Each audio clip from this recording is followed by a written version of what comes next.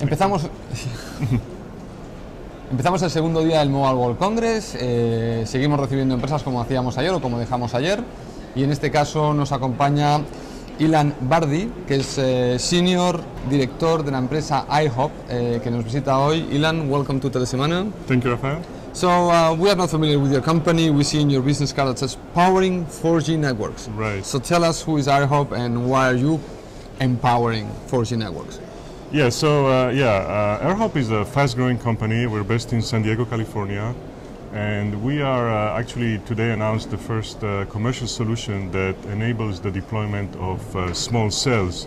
Small cells meaning femtocells, picocells, and we are doing this by mitigating the intercell interference that it's caused when these cells are coming online.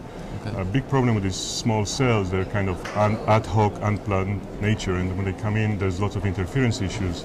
And our company has developed software to help mitigate and enable, the data throughput that's required. Okay, so basically you are selling your solution to what, the OEMs or? Right, so basically our solution is a software that sits in the femtocells or the picocells, so we're selling it into the femto vendors and... Tell us who are your main partners at this point. So our first partner, which we announced today, it's a company called Argela. They're based in Turkey, and they have a femtocell product, and they are very active in the Middle East and Asia, and we are helping them with these deployments. Okay. Now the femtocells, many times we think of femtocells as something for mature markets. I don't know if in emerging markets femtocells have something to say, or you think that's something that will have to wait for a while to see them deployed? Yeah, that's a good question. I think that obviously, femtocells are, more prevalent, and they're starting to come into the more, developed markets where there's a very high demand for data. But as you know, there's a tsunami of data coming up, and every market is getting iPhones and smartphones, so the data is going everywhere. So it's rapidly expanding, and we see this problem coming up in all regions of the world. Even emerging markets? Even emerging markets, as soon as the smartphones are there, the data, the requirements are there. Okay. What would be the main driver for a femtocell, you would say? The need to cope with capacity and release the macro cell from, the tsunami that you mentioned, right, in the data tsunami? Or it's more also a fact that with some bands, operators have found difficulties to get into the inside of buildings. So which one of the two arguments have more weight when you have to sell the femtocell business model?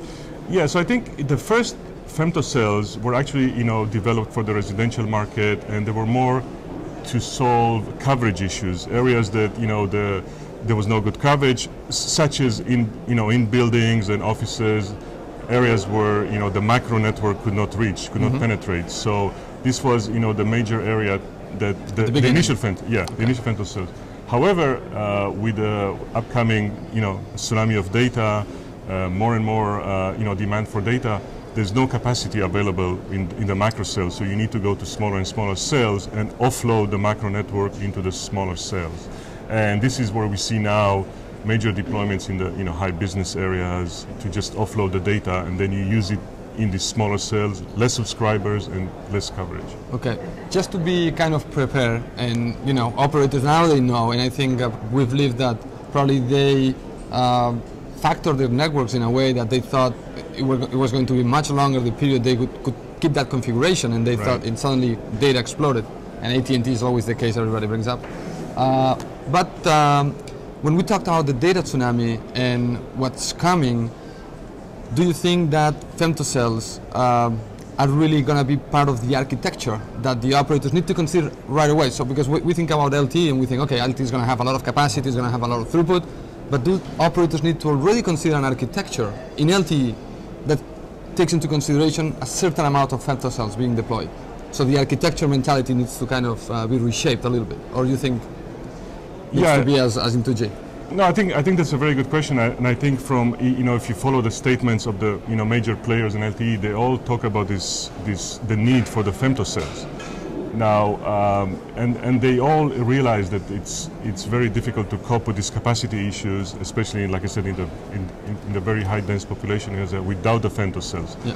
Now, one of the things that, and this is where we come also to help, is that it's very difficult to do detailed planning, network planning with for femtocells, because they could come up, they can go offline, online, they could be moved around. There's somewhat nomadic in nature. Okay. So it's a little bit more difficult. But, and this is where the need and the industry realize the need to have these self-organizing features for small cells. And this is where I guess our companies and others come in to help with this aspect. So carriers are able to deploy these cells very quickly, not with heavy network planning, which is required for the microcell.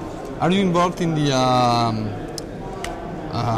just mention it, not the femtocells, but the other, the self-organizing networks?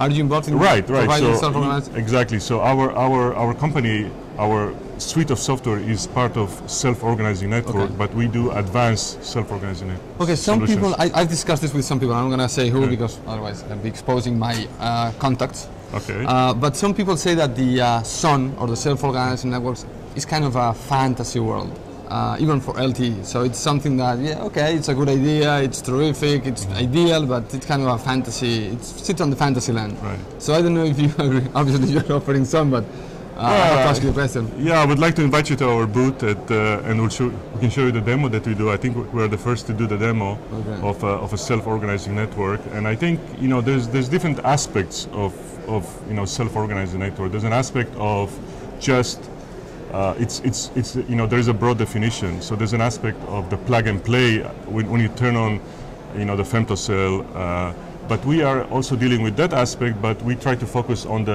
when the networks are operating and things are changing rapidly, femtocells are coming on and off and are moved around, and this is where you need the femtocells to talk to each other and communicate and try to manage this interference. So this is, like I said, there's multiple aspects of SON. Okay. I don't know if you've seen the latest announcement from Alcatel-Lucent, and they showed that little cube called the light radio.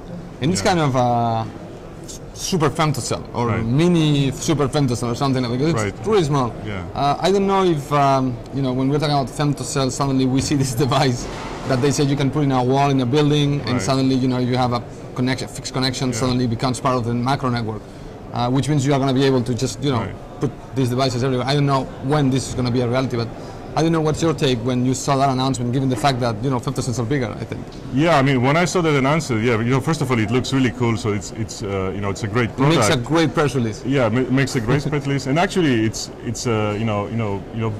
very impressive product. However, I saw, oh my God, there's going to be a lot of devices coming on, even more mobile than before because they're so small.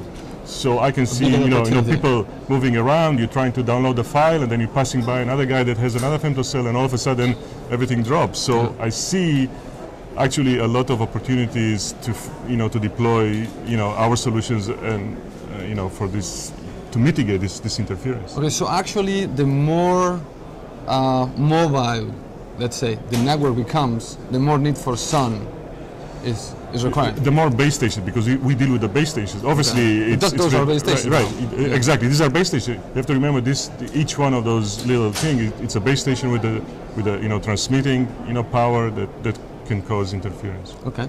Well, Ilan, thank you so much for joining us today and tell us about SON and macro cells, femtocells, interference. And I think probably it's a very interesting topic. And we hope to catch up with you maybe at CTIA or some other show. Absolutely. Thank you very much. Thank you, Ilan. Thank you.